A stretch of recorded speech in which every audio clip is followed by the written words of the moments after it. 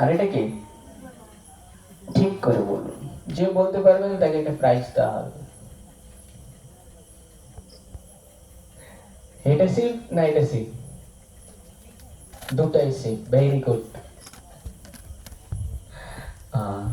এটাকে শঙ্খ, এখানে বড় বড় করে আপনারা লেখা আছে, এটা তো পড়লেই বুঝতে পারবেন কি লেখা আছে এখানে।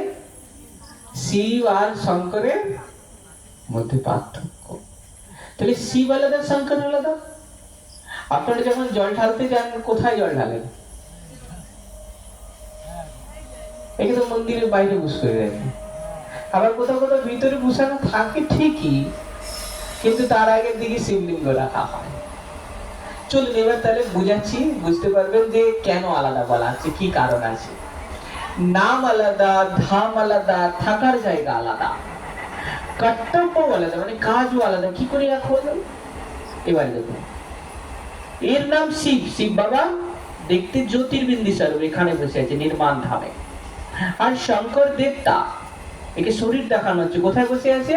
সূক্ষ্ম মতন। তাহলে বলুন, এর নাম শিব, এর নাম শঙ্কর, এক হলো নাম। এই কোথায় বসে আছে? সূক্ষ্ম মতনে। আর এ বসে আছে দেখুন নির্মাণ ধামে। একে দেখতে দেখুন শরীর দেখানো হচ্ছে, একে জ্যোতির্বিন্দু স্বরূপ, এক হয়ে গেল। কি আপনারা এবার বিচার করে বলুন। এর চোখ খুললে বলছে, এর কাজ কি? বলছে চোখ খুলবে দুনিয়া বিনাশ হয়ে যাবে। আর এর কাজ কি? শিব বাবার কাজ কি? এতদিন তো শুনলেন, কিছু তো একটা বলুন, কি কাজ আছে? কে বলতে পারবেন?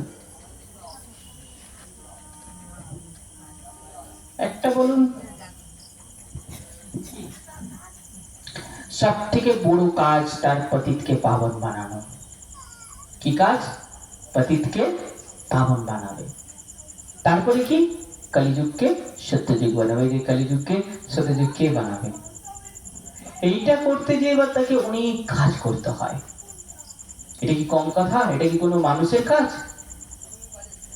অতীতকে পাবন বানানো আর কলিযুগকে সত্যযুগ বানানো কোনো মানুষের কাজ নয়।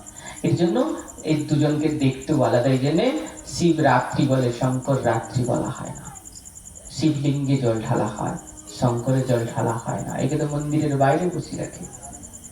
তো দুজন আলাদা, এক নয়, কি করে হবে? তো যাই হোক, ওই জন্য দেখবেন আজকে চিত্রটা বোধহয় টাঙানো হয়নি, এই জন্য ব্রহ্মা বিষ্ণু শঙ্কর বলা হয়, সেখানে একবার শিব বলা